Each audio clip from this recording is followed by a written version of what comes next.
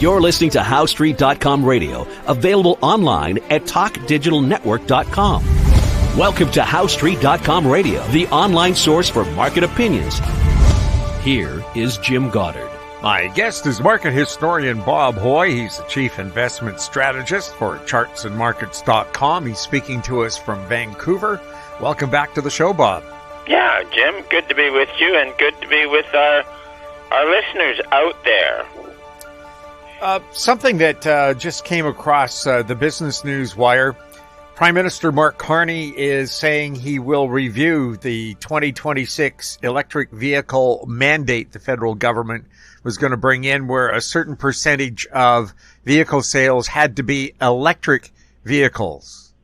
Yeah, sounds like they're beginning to back off because it was a highly impractical idea. The number of EVs suddenly on the road would require something like 10 nuclear power plants to be built to look after the demand for electricity. And, of course, the crazy politicians and bureaucrats who are on the bandwagon for this stuff, all they want to see is electric cars, and they never think of anything else. And it's a tragedy, actually. But, hey, if this is a sign that Ottawa is backing off on an extremely impractical enthusiasm, I welcome it. Yeah. Now, we'll take a look at some other headlines and something that you talked about. We know AI is the big deal now. Everybody's throwing billions of dollars into artificial intelligence. Does this remind you of the bubble of the 2000 .com bust? But you said this isn't the first time that we've had the threat of a so-called .com bubble. Yeah. I've got a headline here somewhere that we haven't seen anything like this since the .com bubble with 1980 or something like that. But there was a great financial bubble that culminated in 1873. And the high-tech darling of the time was Western Union Telegraph. Hey, that was the stuff. Not only did they provide telegraph, but also they came up with the ticker tape thing for Wall Street, where you could have the ticker tape going on a little device in your office. So, hey, can you get any more exciting than that? And then, of course, now this is just off my memory, and I haven't looked at it for a while, but that late September or early October, Western Union fell 40% in 1 week. It was a horror show. So that's what you can get with these high-tech, faddish stocks. Well, 1929, the big high-tech leader was Radio Corporation of America, RCA. And it got up to $125 or something like that. And the street was forecasting $3 a share earnings. Well, the stock went all the way down to, I don't know, $1.50 or something like that. And earnings disappeared. But here's what I liked for popular music. They got back to $3 a share in sort of 56, 57. And guess where the big money was coming from? Elvis Presley. Oh. Yeah. He and, of course, those who were buying the stock in 1929 on $3 a share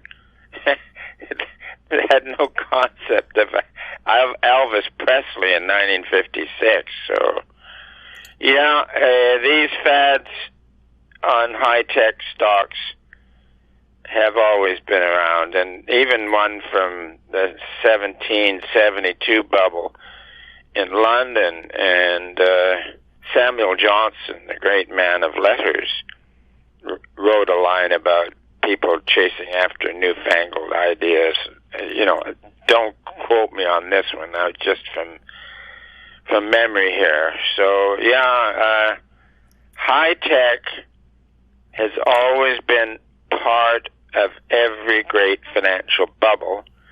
And the first big great bubble was the South Sea bubble of 1720. And they had a lot of at the time, high-tech stuff there, too. So fascinating to read.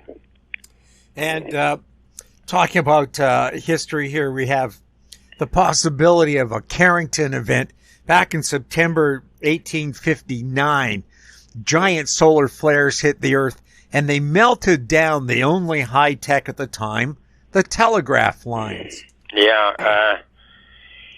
they've got, the engineers, electrical engineers have got pretty good handle on these things, but you can make something for the 100-year event, and then along comes a 200-year event and blows it all to hell. So, yeah, who knows what's going to happen with solar flares and things like that. So. Well, space weather says the Earth is about to be pasted on Saturday with a major solar flare event.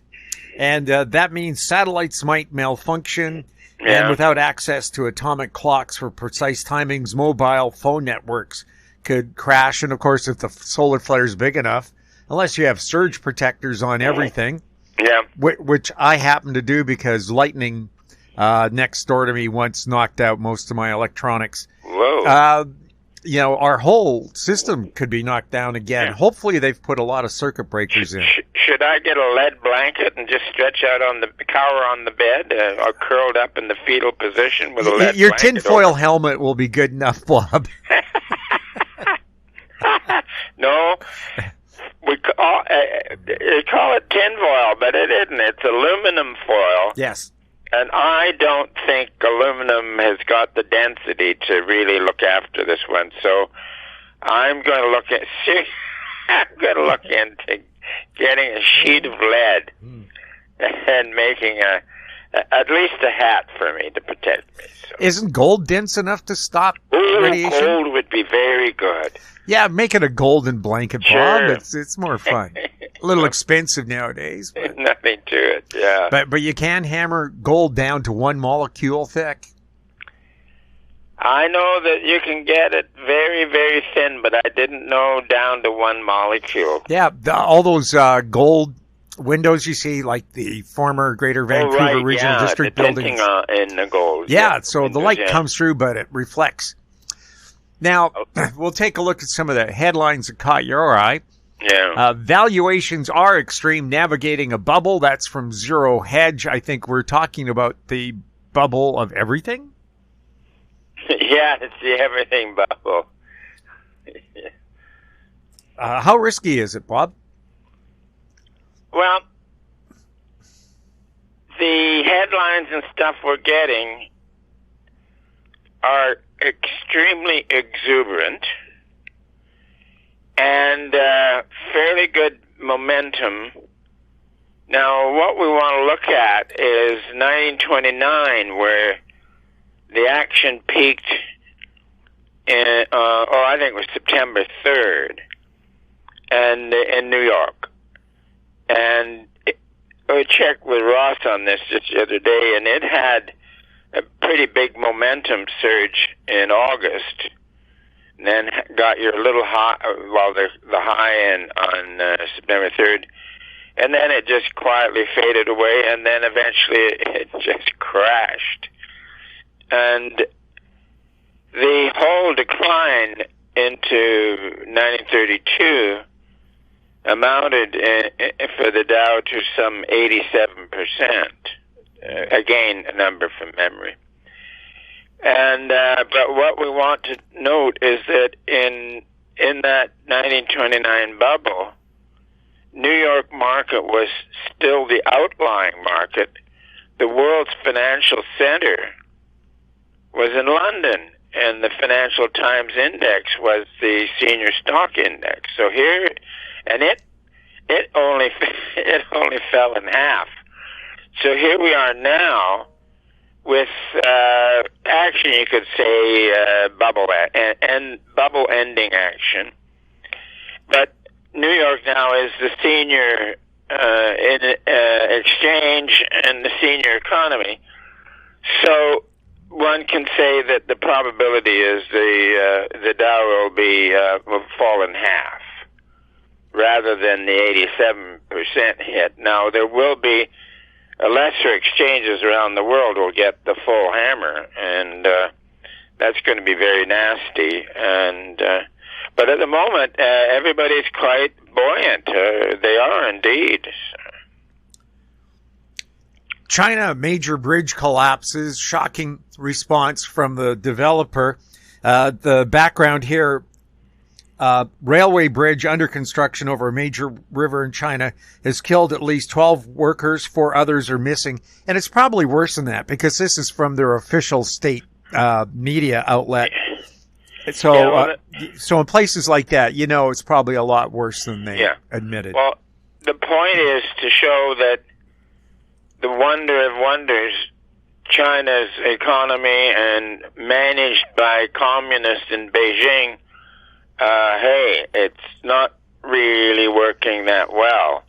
It's a tragedy where people are killed. So, I put that one in mainly because too many people have been celebrating China and Beijing and communist governments. So, yeah.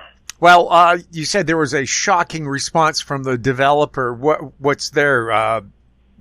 Schist happens? Well, a new building falls down.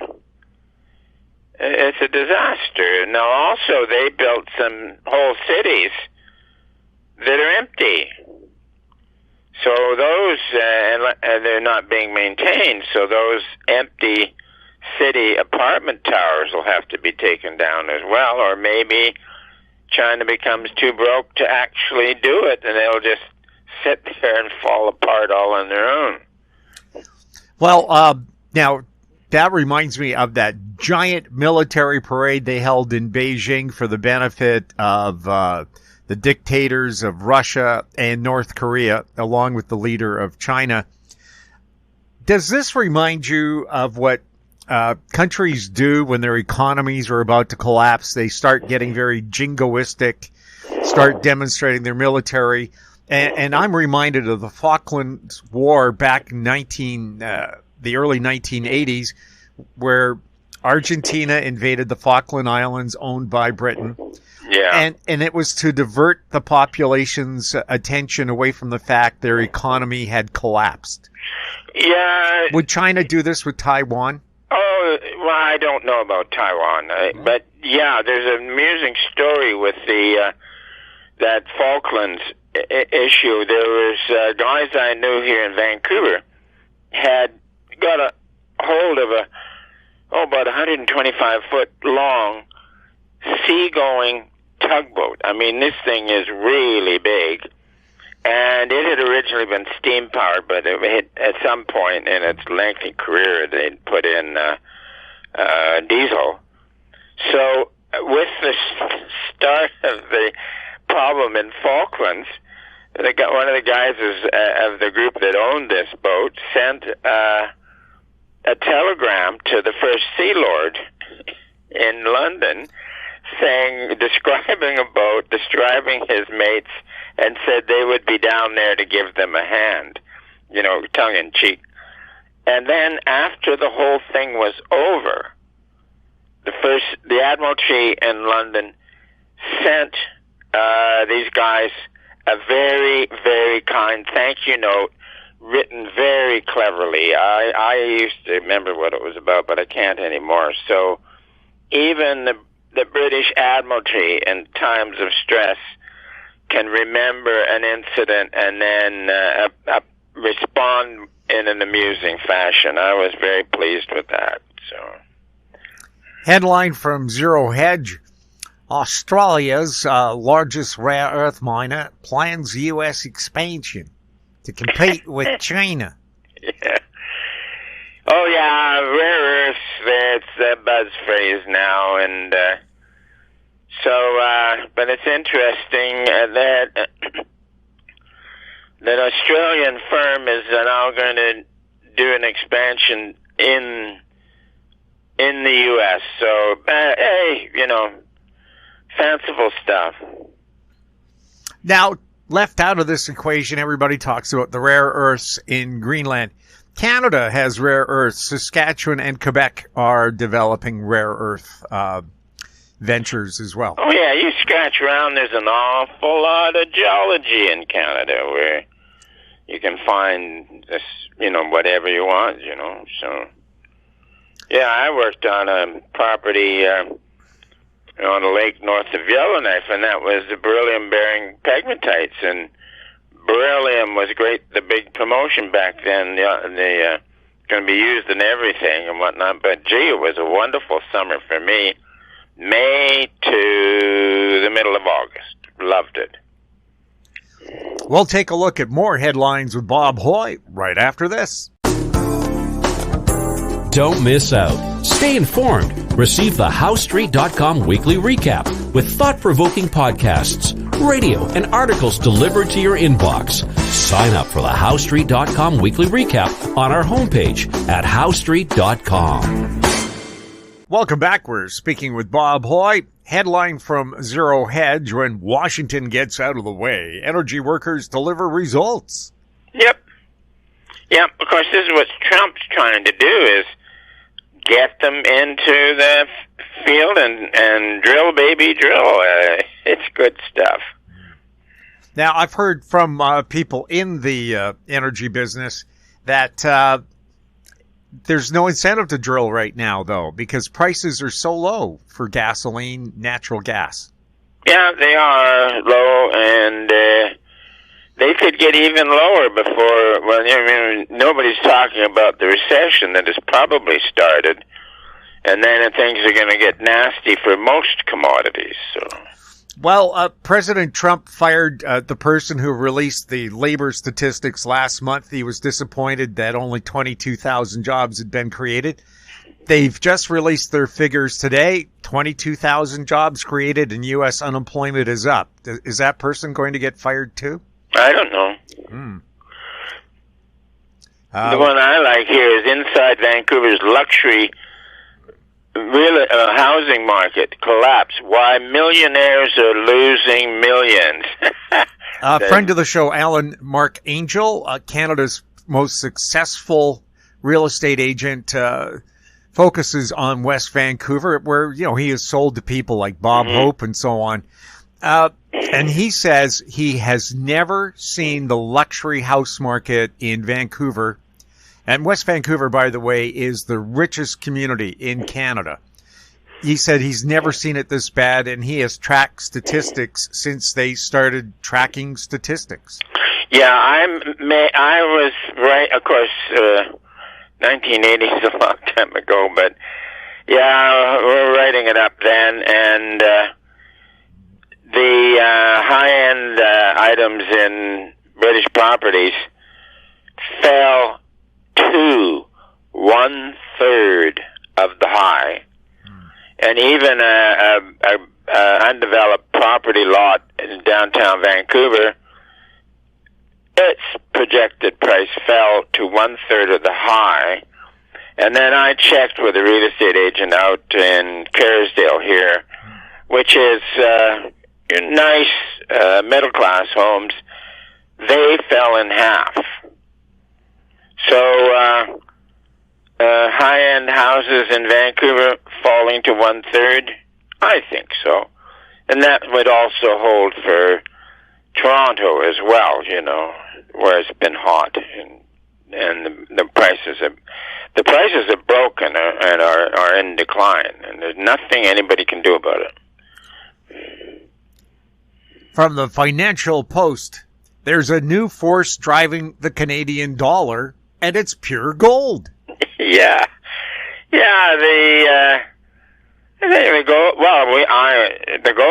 The real price of gold has been going up. That makes mining the stuff even more profitable. Forget about the U.S. dollar quote. It's what really counts is the real price, and that then factors into the cost of mining the stuff. So I keep track of it with taking gold's price and dividing it by the CRB commodity index, and assuming that the CRB index is a proxy for mining costs. Hey, it is. And it has been acting very well. So anybody mining the stuff, their profit margins would be improving. And then this also enhances, you don't have to be in production because it enhances the value of gold deposits out there that one would explore for. So a rising real price of gold is very good for the industry. And it's a feature of the transition from a great bubble to a great depression, is gold's real price goes down a little as the bubble concludes. This happened. And then it starts up. And it has been rising. So that's working very nicely. The gold miners can do very well for maybe 10, 12 years. But within this, you'll have the usual business cycle, 3 to 4 year business cycle, and things get hot and then things get cold. But each of the the recovery parts of the business cycle not so strong, and each of the recessions will be, oh, this is worse than we thought. So that kind of thing. Yeah. Now, from Zero Hedge, we'll wrap this up. The headline is, I am so effing sick of watching politicians get rich while they're in office. Yes, indeed. That is the right attitude. And I had thought that President Harry S. Truman, he'd had a menswear store business in Missouri, and I thought that he was free of that greed. But then I looked up the Wikipedia on him, and he got into politics in order to make money. And by the time for his retirement, he had a lot of money, very comfortable, of course. Yeah, so this is the thing. They're in the political game, not to act for the people, that's down the list, but to make money. Of course, quite the opposite to Trump. It's costing him money to be in office, so, yeah. Well, one of the big debates here, like in Greater Vancouver, the Premier of BC, David Eby, makes $218,000 roughly. The Mayor of Richmond made over $700,000, and my position is, why should a civic politician make more money than the Premier? Shouldn't he be the gold standard? Jim, that's absurd. I mean, something really stinks with that one. The Prime Minister of Canada makes $406,000 a year. The Leader of the Opposition, $399,000. I think it makes Pierre Poilievre, who tells us everything's broken, that he's worth about $7 million because the only job he has ever held is a member of Parliament. Yeah. Yeah, and again, it's made him rich. I'm not certain what your estimate on his net worth is. Well, that was just a quick Google search. Okay. Yeah. Well, he's making $300,000 a year. You invest it right. He's been doing that his entire life. Mm-hmm. I think, Bob, you could turn that into a nice nest egg. One could indeed, yes. And so he should. And I always wonder, though, with these politicians who, like at Parliament Hill, they have a subsidized cafeteria where you can, get a full steak dinner for, I don't know, $12 or something. They have no idea what the real cost of living is for the average Canadian. $12, that'll get you the gristle off a steak. Yeah, no, that's a good point, Jim. Yeah. Maybe. And if minimum wage is so good, how come politicians don't work for it? Yeah. Now, I talked to you about this. I was going through old clothes that don't fit me anymore, and I found my rack of ties there. And there must be 50 ties, and I know that most of them probably I paid $100 for. Oh. I know there were some ties I paid $200 for. So wow, that's a lot of money in ties. But the one I forgot about entirely. It's a financial theme all the way through it. Dow Jones average. Now this is at 63.21 on the Dow close. And then they've got images that are fun and a list of the quotes for the exchanges for Argentina, Australia, Belgium, etc. So it's my financial tie, and I'm really quite pleased with it. Maybe I should get an image done of it, and I can send it to you and share it. I'm also, when I was a professor at the BC Institute of Technology, one of my students called me the man of 1,000 ties. Because so you are a tie guy. Oh, yeah, I've got a huge collection. Yeah. But the one people like best is the Mona Lisa. Tourists from Japan have taken my picture when I'm wearing the Mona Lisa tie. Yeah. So I always tell them, no, I painted it myself. Yeah, well, I don't have a Mona Lisa tie, but I got my financial tie that I really, once I stumbled on it, I thought, oh, this is fun. So I've got my financial tie. Bob, always fun chatting with you. Jim, good to be with you and good to be with our listeners out there. And we look forward to getting together next Friday. My guest has been market historian Bob Hoye. He's the chief investment strategist for chartsandmarkets.com. If you have any questions for Bob, you can send them to info@howstreet.com. Our YouTube channel is Talk Digital Network. Find us on X @HowStreet. We're also on Facebook. I'm Jim Goddard. Thank you for listening. Comments made on HowStreet.com radio are an expression of opinion only and should not be construed in any matter whatsoever as recommendations to buy or sell any financial instrument at any time. Available online at TalkDigitalNetwork.com. HowStreet.com radio is a production of HowStreet Media Incorporated.